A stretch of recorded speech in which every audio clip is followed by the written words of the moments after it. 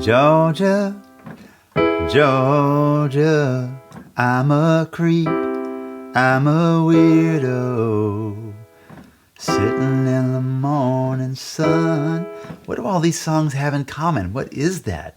That is the 3 major chord. It's a chord that changes the mode of a song, which changes the mood of a song. It's not a key change, it's a mode change. And I'm going to talk about this exciting chord and how I've used it in my own music to inspire me to write songs. Hi, my name is Jonathan Byrd. I'm here to give you the information, the inspiration, and the motivation to write your own songs. This is one of a series of videos in which I talk about music theory ideas that inspired me to write songs. I don't want to talk about theory in an academic music school sort of way. I want to talk about it in an inspiring sort of way that inspires you to pick up your instrument and play with these ideas until you find something that makes you feel something and you begin to write your own song.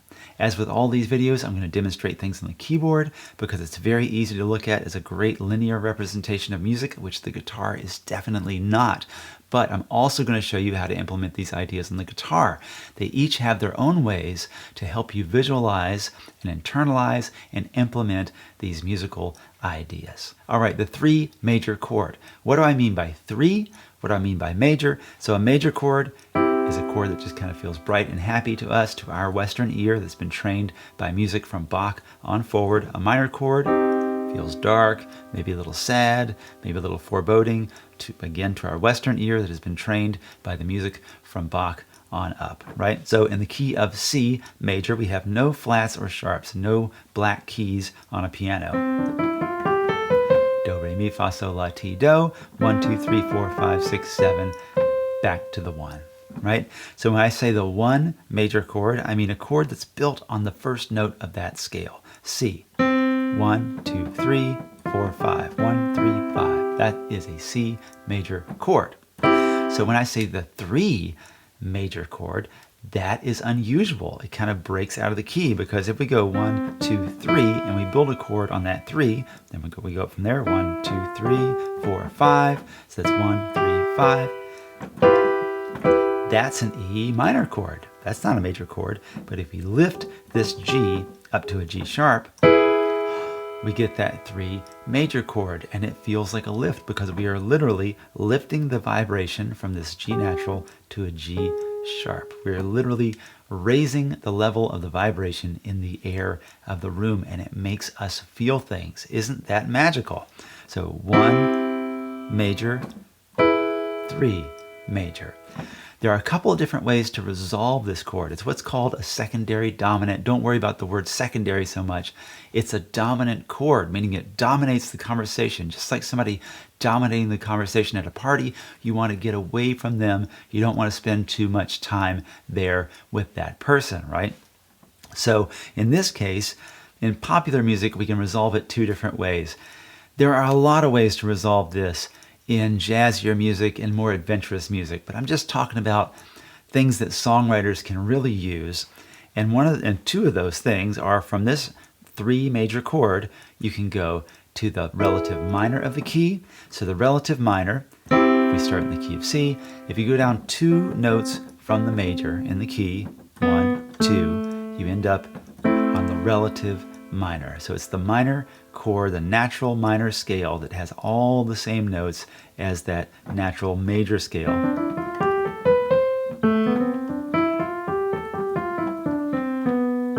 Any key you're in, you can make all these same moves. We're going to stick to C for the ease of visualizing things. So if we go from the 1 major to the 3 major, then that A minor is a great place to go. Also a great place to go is the 4 major. So what's that? Well, 1, 2, 3, 4. Any chord that's built on this note right here, which is an F in the key of C, that's the 4 chord. Creep also has a 4 minor, which is really interesting. I talked about that in another video. Check that out, my 4 minor video, and different ways to use that. In this video, we're going to talk about 1 to the 3 major and different ways to resolve that. One of the ways is that 4 major chord. Now I've written 2 different songs, probably several different songs that use this 3 major chord. But there are 2 songs that I thought of today. that can show you the different ways that I use them. One where I go to the 4, one where I go to the minor chord. And I can play a little bit of those songs for you, and I can show you some ways on the guitar to take advantage of the way the guitar works to incorporate this 3 major chord in your guitar songs. Now, if you're in the key of C, then that E major is an open chord. Isn't that great? You don't have to think about it. You don't have to bar a chord. Unfortunately, if you go to the 4 major after that, that's an F. That's a big bar chord that some people find difficult, whether their hands aren't big enough or maybe your guitar isn't set up very well. You can play it like that. I flop my thumb over. Not everybody can do that. But then going to the minor, A minor is open. A great key also for this 3 major chord, if you're in the key of G and you go to the B, you don't have to play a B bar chord, which can be kind of tough. You can play a B7, which has some open chords, and it's actually, I find it to be a little bit easier to play. And the B7 works because, again, it is a dominant chord, and a dominant chord has a dominant 7. What is a dominant 7? What the heck are you talking about, Byrd? So if we go to the keyboard again and we play a B natural major scale, and again, a major scale, any scale, is not a list of notes. It's a set of intervals. So if we play in the key of C, we have whole step, half step, whole step, whole step, whole step, half step, where a whole step skips a note. It skips all those black keys. If we do the same intervals starting on B, whole step, half step, whole step, whole step, whole step, half step. It's the same do, re, mi, fa, sol, la, ti, do. It feels emotionally the same as any other major key because it's really about the intervals, not about the notes. So 1, 2, 3, 4, 5, 6, 7. And if we lower that 7, we have a dominant 7, a note in a chord that dominates the conversation. You want to get away from it pretty soon. You don't want to hang out with this person who is dominating the conversation. So where are you going to go? Well, in the key of G on a guitar, you can go, like I said, to the 4 or to the relative minor chord.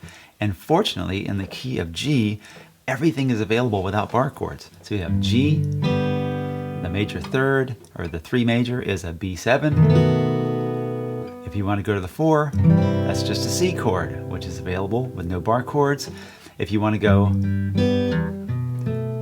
the relative minor, that's just an E minor, which is also available without any bar chords.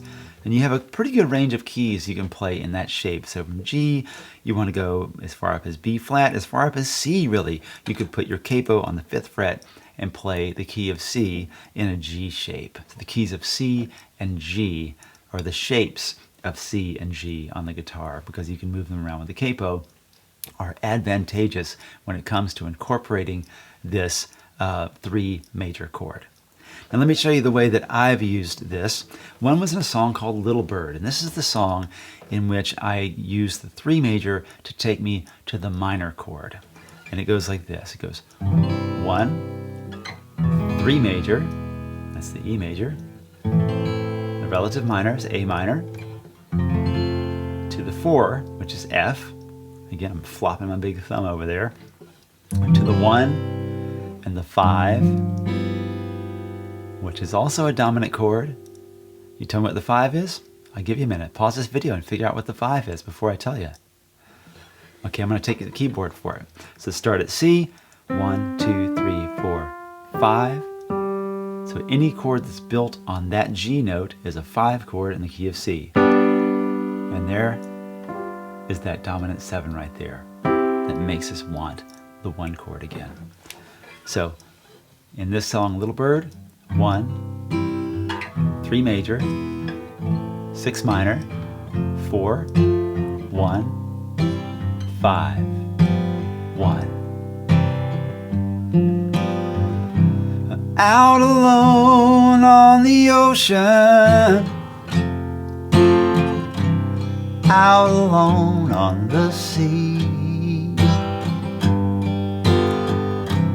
I had no destination, and I had no destiny. You are my little bird, and I hang on every word you sing.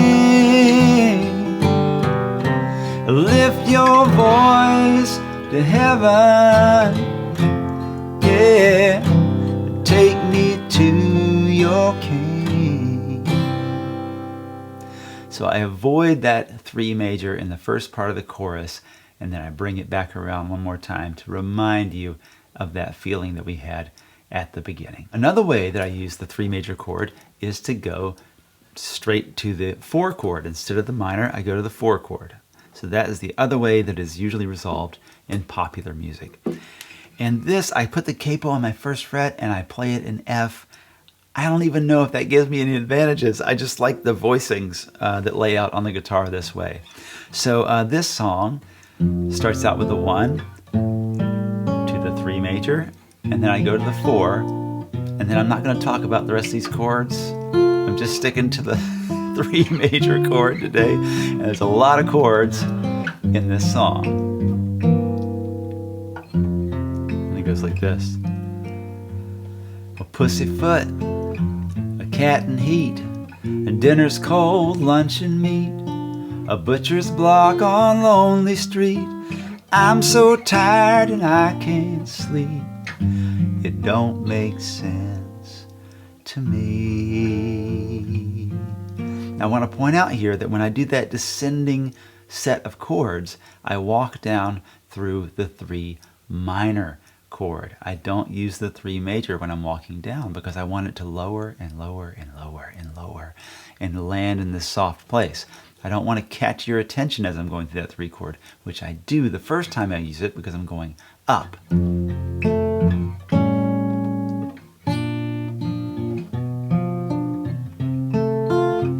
Now here's this descending line. Now that is a 3 minor. It's actually a 3 minor 7. I could play it just feels a little out of place. It feels like a little like it's trying to get your attention, like it's a dominant chord. It's dominating the conversation. I don't want it to. I want it to be a nice guest and just to let some other people speak for a while until we get back to this. There it is. We moved on.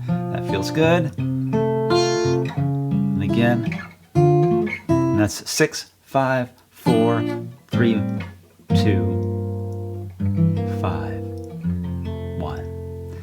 So those are the 2 ways that I use the 3 major chord in my own songs. The great thing is that you are not limited to these 2 different ways. There's lots of different ways to use this chord, and maybe you'll find a cool thing that I haven't even thought of. The thing is to mess with it and until you feel something in your body. You laugh, you shed a tear, you tap your foot, something happens in your body that you can't explain in words. It's not in the lyrics, it's in the music. And that's what music theory and playing with music in this way can do for your music, is to underpin the lyrics with these beautiful feelings of lifting and falling and tension and things that you want to move away from and move towards. Let me know what you come up with in the comments. Support me, patreon.com/JonathanByrdMusic, and this free songwriting education for everyone in the world. And please like this video, subscribe to the channel, click the bell for notifications, and don't forget to write.